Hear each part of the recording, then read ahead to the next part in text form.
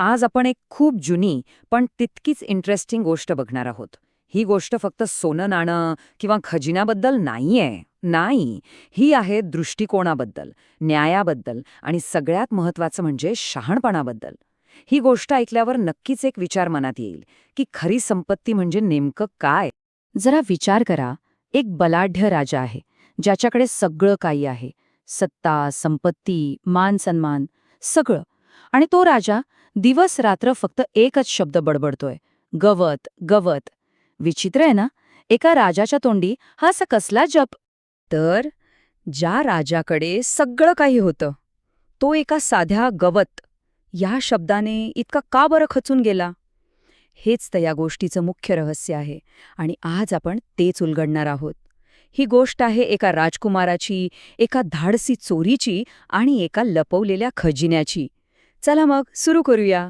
बरं, राजाची ही अशी अवस्था का झाली ह्याचं उत्तर शोधण्यासाठी आपल्याला गोष्टीत थोडं मागे जावं लागेल. आणि ह्या कथेच्या केंद्रस्थानी आहे एक राजकुमार, त्याचं नाव आहे चत्त, ज्याचं स्वतःचं राज्य हिरावून घेण्यात आलं होतं. चत्ताची सुरुवात तशी पराभवाने झाली. त्याचं कोसल राज्य बनारसच्या राजाने जिंकून घेतलं.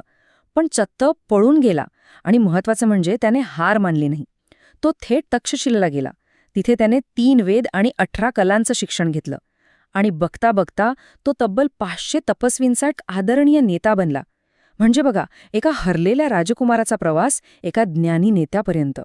आता इथून पुढे गोष्ट आणखी रंजक होते. चत्त आपल्या 500 अनुयायांना घेऊन थेट बनारसला पोचतो, म्हणजे त्याच शहरात जिथल्या राजाने त्याच्या वडिलांना हरवलं होतं.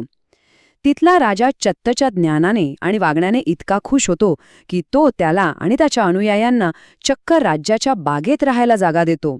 आणि गंमत बघा, ही तीच बाग होती जिथे बनारसच्या राजाने चत्तच्या कुटुंबाचा सगळा खजिना लपून ठेवला होता. मग काय, चत्तेने आपला हक्क परत मिळवण्यासाठी एक जबरदस्त प्लॅन बनवला. सगळ्यात आधी एका मंत्राच्या मदतीने त्याने बागेत पुरलेला तो खजिना नक्की कुठे आहे ते शोधून काढलं. मग त्याने मोठ्या चामड्याच्या पिशव्या तयार केल्या आणि एका रात्री अंधारात त्याने ती लोखंडी भांडी खणून काढली. त्यातलं सोनं पिशव्यांमध्ये भरलं आणि ती भांडी चक्क गवताने भरून परत जमिनीत पुरून टाकली. किती धाडसी आणि परफेक्ट प्लॅन होता, नाही का? तर चत्तर तर आपला खजिना घेऊन निघून गेला. पण आता गोष्ट पुन्हा एकदा बनारसच्या राजाकडे येते. जेव्हा राजाला हे सगळं कळलं असेल तेव्हा काय झालं असेल, बघूया. राजा जेव्हा आपला खजिना बघायला गेला आणि त्याने ती भांडी उघडली तर त्याला जबरदस्त धक्का बसला. कारण कोसलचा सगळा खजिना गायब होता. आणि त्या भांड्यांमध्ये काय होतं? तर फक्त निरुपयोगी गवत.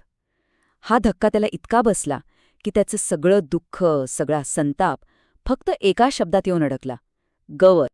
आता इथे गोष्ट एका वेगळ्याच वळणावर येते. राजाच्या दरबारात एक खूप हुशार, शहाणा मंत्री होता, बोधिसत्व.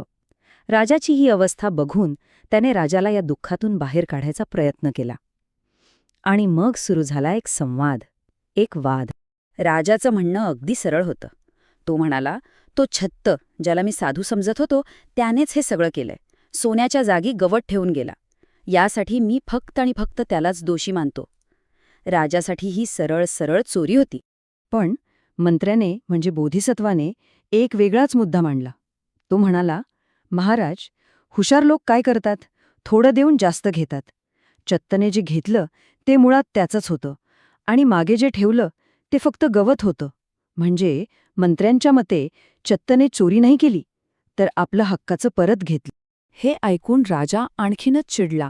तो म्हणाला, सद्गुणांचे असले काही नियम नसतात. ही तर मूर्खांची नीतिमत्ता आहे. राजाला हा युक्तिवाद अजिबात पटला नाही. तो आपल्या नियमांवर ठाम होता. म्हणजे बघा, इथे न्यायाचे 2 वेगवेगळे दृष्टिकोन समोरासमोर आले. एका बाजूला आहे राजा, ज्याच्यासाठी चोरी म्हणजे चोरी, ती नेहमीच चुकीची, नियम म्हणजे नियम. आणि दुसऱ्या बाजूला आहे मंत्री, जो म्हणतोय की संदर्भ महत्वाचा आहे, परिस्थिती बघायला हवी. चरत फक्त आपलं चोरलेलं धन परत घेत होता. हा वाद खरं तर खूप मोठा आहे. नियमांवर आधारित नैतिकता विरुद्ध परिस्थितीवर आधारित नैतिकता. मग प्रश्न उरतोच की राजकुमार चत्त नक्की कोण होता? आपला हक्क परत मिळवणारा एक नीतिमान वारस की एक सामान्य चोर? याचं उत्तर खरंच सोपं नाही. पण एक मिनिट, कदाचित या गोष्टीत कोण बरोबर आहे आणि कोण चूक हे ठरवणं महत्वाचंच नसेल. ही गोष्ट आपल्याला त्याही पलीकडे काहीतरी सांगू पाहते. शहाणपणाबद्दल आणि आपल्याला झालेल्या नुकसानीला सामोरं कसं जायचं याबद्दल. कारण या कथेतला खरा लपलेला खजिना सोनं नव्हतंच. आणि तो खरा खजिना काय होता हे आता समोर येतं. झालं असं की या वादविवादामुळे, या चर्चेमुळे राजा त्या गवतच्या ध्यासातून बाहेर पडला. त्याचं लक्ष दुःखावरून हटलं आणि तो पुन्हा एकदा आपल्या राज्यावर न्यायाने राज्य करू लागला. म्हणजे बघा, मंत्र्याच्या शहाणपणाने राजाला बरं केलं. आता आपण कथेच्या अगदी शेवटच्या आणि सगळ्यात महत्त्वाच्या भागाकडे आलो आहोत. ही जातक कथा आहे आणि यात बोधिसत्व या शब्दाला खूप महत्त्व आहे. बोधिसत्व म्हणजे अशी व्यक्ती जी बुद्ध होण्याच्या मार्गावर आहे. अनेकदा या कथांमध्ये बोधिसत्व म्हणजे स्वतः गौतम बुद्धांचाच एक पूर्वजन्म असतो. आणि ह्या कथेच्या शेवटी एक वाक्य येतं जे सगळा अर्थच बदलून टाकतं. ते वाक्य असं आहे, त्यावेळी तो धूर्त भाऊ म्हणजेच महान चत्त होता आणि मी स्वतः तो शहाणा मंत्री होतो. म्हणजे तो शहाणा मंत्री दुसरा तिसरा कोणी नसून स्वतः बोधिसत्व म्हणजे बुद्धांचाच पूर्वजन्म होता. तर मग या गोष्टीतून आपल्याला काय शिकायला मिळतं? हेच की सगळ्यात मोठा खजिना सोनं नाणं नाही, तर ते शहाणपण आहे, जे आपल्याला आपल्या नुकसानीकडे, आपल्या दुःखाकडे बघण्याचा दृष्टिकोन बदलायला शिकवतं. दुःखातून बाहेर पडण्याची ती मानसिक शक्ती हाच खरा लपलेला खजिना आहे.